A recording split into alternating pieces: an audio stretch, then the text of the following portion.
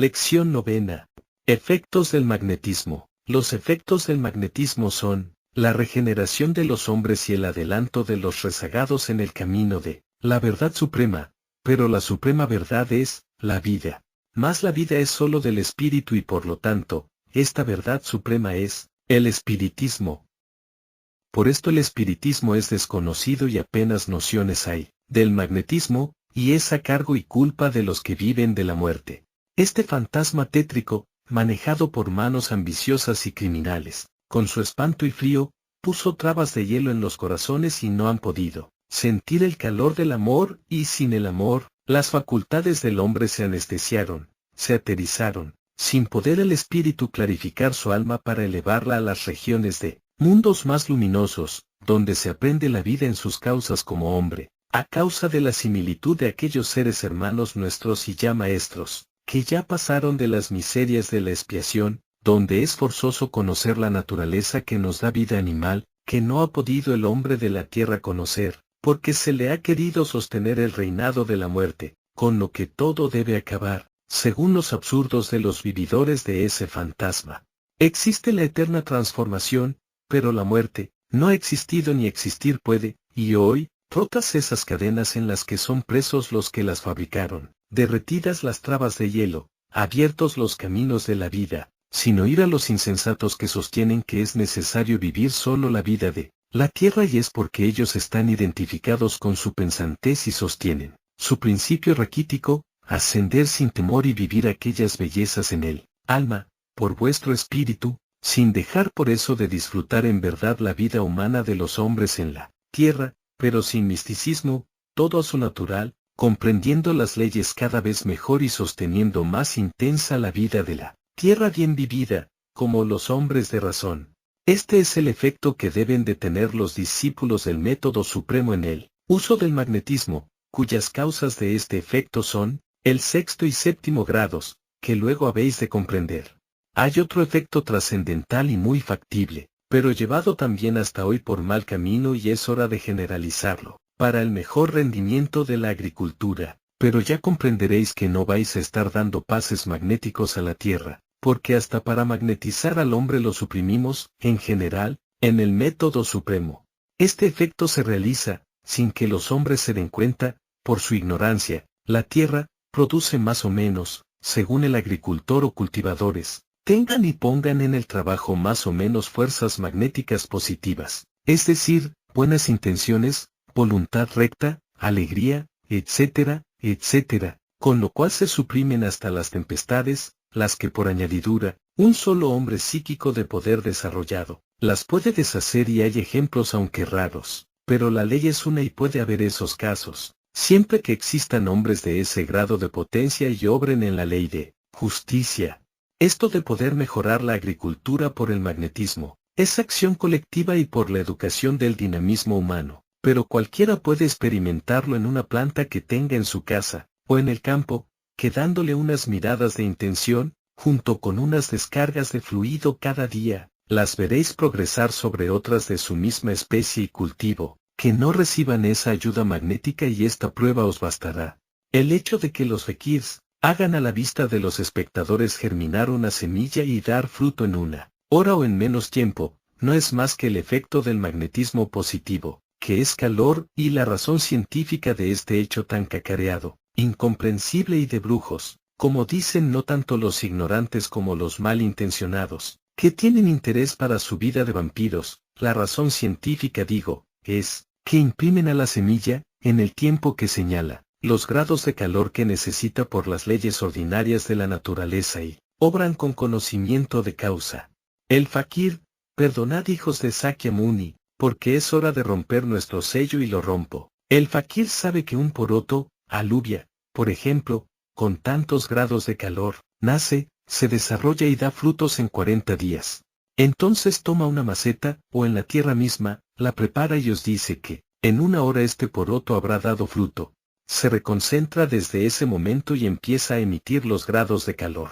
necesarios a la germinación y el espectador ve que, en 15 o 20 minutos, aquel poroto que él mismo tuvo en la mano, ha nacido. El fakir, entonces, por lo general, riega la planta, y vuelve sobre de ella, emitiéndole el calor necesario por la fuerza magnética de sus ojos y por fin, en una hora, os entrega la planta con el fruto, la que, por vías normales de la naturaleza, habría tardado 40 días. Ya veis si esto es digno de estudio y hay cosas placenteras para el que tiene afición al desarrollo y poco que hacer. Pero esto bastará para educar con cordura a las juventudes, en las buenas intenciones que deben tener en el cultivo de la tierra. Otro efecto muy natural es la lluvia, y de este secreto, se han aprovechado mucho las religiones, con las rogativas, y es porque, en la excitación de la necesidad común, todos sienten el mismo deseo, pero no lo concentran, y al presentarles una imagen, que generalmente es el ídolo de aquel pueblo y que por la educación,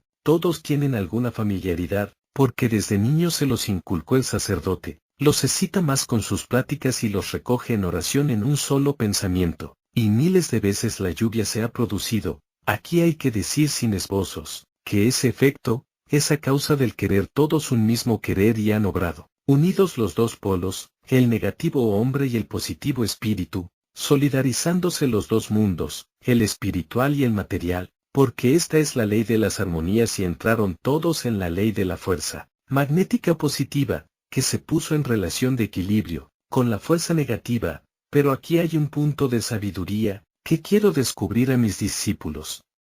Potencia y obediencia de los espíritus naturales. Si pensaseis que la naturaleza es tierra insensible, estáis en el error más grave que podéis tener. Todo átomo y más bajo el átomo, el corpúsculo tiene vida propia, bien que la llamemos natural, pero en todo caso, la vida es el espíritu, y por lo tanto los espíritus que obran la vida natural, llamémosles espíritus naturales, y el viento, el agua, el fuego y la tierra, no es más que un conjunto de espíritus naturales, distinguidos así por sus funciones, según su grado. Tomen bien nota los teósofos y Rosacruces, pero en verdad, solo es, en conjunto, el espíritu universal, y entre todas las especies de espíritus naturales, al parecer diferentes, forman la Tierra y su atmósfera. Nada hay que me pueda desmentir, física ni metafísicamente, pero dejo camino a la ciencia.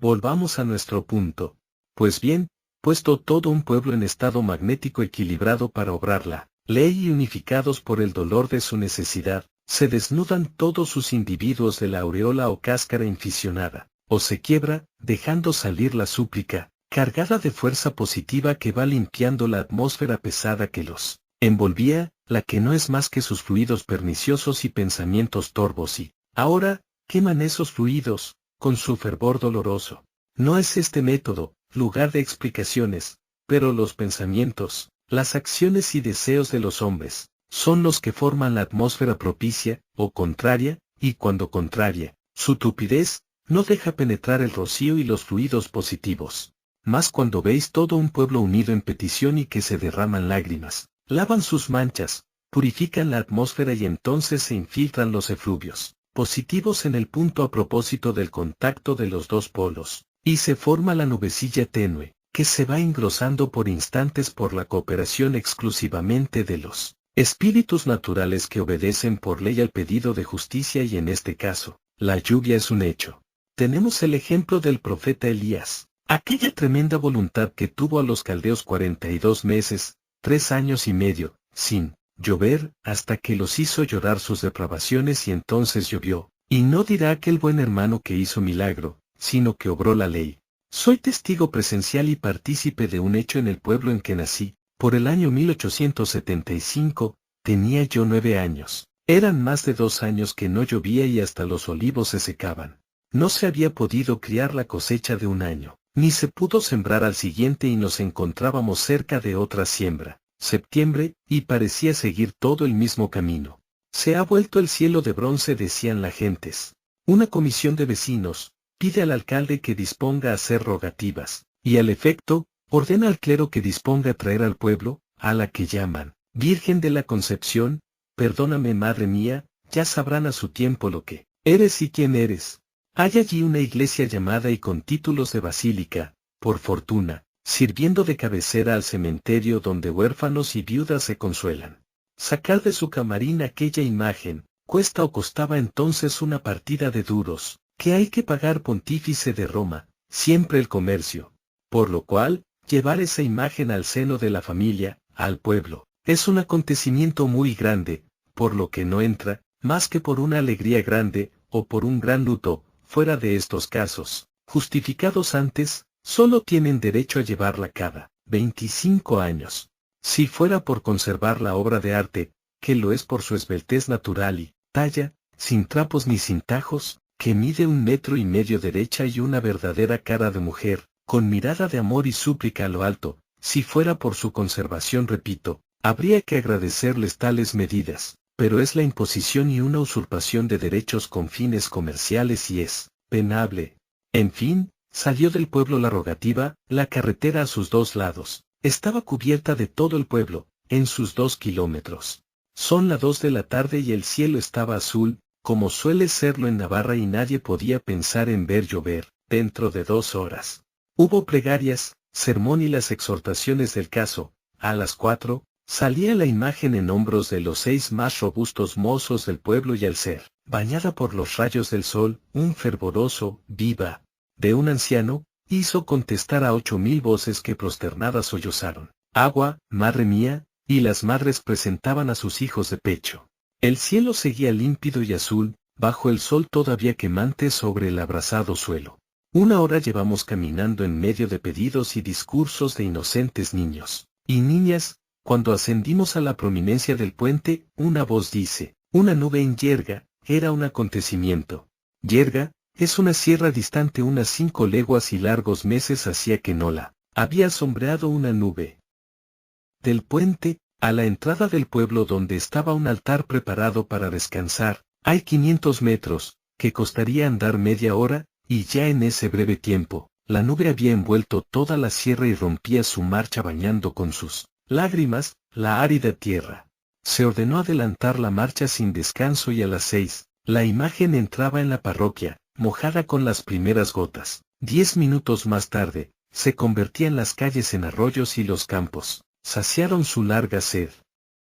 Excusaré decir las alabanzas y actos de amor de aquellos sencillos labradores a su augusta patrona y madre, como también la llaman con amor y sin fanatismo, pues cuando tienen aquella imagen en el pueblo, dicen satisfechos, tenemos en casa a la madre, y cada uno cree, y no sin razón, que la tiene en realidad como su propia madre, sentada en su mesa. Este es el amor que pido yo para tan augusta y proficua madre, a los discípulos del método supremo. Os he relatado el hecho. ¿Qué lo ha operado? El magnetismo, la unidad de pensamiento con la purificación por el dolor y el arrepentimiento que puso a todo un pueblo en un solo querer, dentro de la ley. Pidieron y les contestaron, fueron servidos, porque en potencia colectiva se elevaron, poniendo en movimiento sus líneas de fuerza magnética, relacionadas con el agua y atrajeron ese fluido, como hubieran atraído otro elemento cualquiera que hubiesen puesto en equilibrio, a lo que obedecen y corresponden los espíritus naturales, que forman el elemento pedido, lo mismo para el bien que para el mal, porque la ley es solo una. Os queda el secreto descubierto y probado por los hechos citados, de los cuales hay ejemplos a millones de todas las índoles. Ya se ve claro e irrebatible, porque es científico, que todos los efectos que el hombre realiza, es solo a causa del magnetismo, pero obrados únicamente por el espiritismo, porque, en todo a lo absoluto, es el espíritu quien puede y obra todos los actos de la vida, universales y parciales. Esto ya se le dijo al hombre, hace 57 siglos en el sánscrito, primera escritura o ley que se le dio a la tierra, para la regeneración y empezar el progreso. Set escribió, en él estaba la vida y la vida es la luz de los hombres. Verdad suprema, aún no comprendida por los hombres, porque hasta hoy, la mayoría, solo han vivido de sus 2 entidades animales, el cuerpo y el alma, es decir, solo manejaban la resistencia alma, sobre el polo negativo cuerpo y esto, solo puede dar lo que tiene, corrientes negativas. No pases adelante, amado discípulo, a operar, si no sientes en ti el calor del polo positivo de tu espíritu, que es tu vida, sin lo cual, no puedes estar consciente de las verdades que te he expuesto en esta primera parte, porque sin esta convicción y calor, no harás obras de provecho, por lo que te invito a que examines todos tus rincones y si te encuentras capaz, si he abierto las puertas de tu conciencia, Entra de lleno en el mecanismo de esta dínamo universal de las fuerzas, para con serenidad, buscando el bien común antes que el tuyo propio y tu triunfo es seguro, y en tus evocaciones, siempre encontrarás en tu camino a tu maestro, con la ley de su escudo. Valor pues y adelante,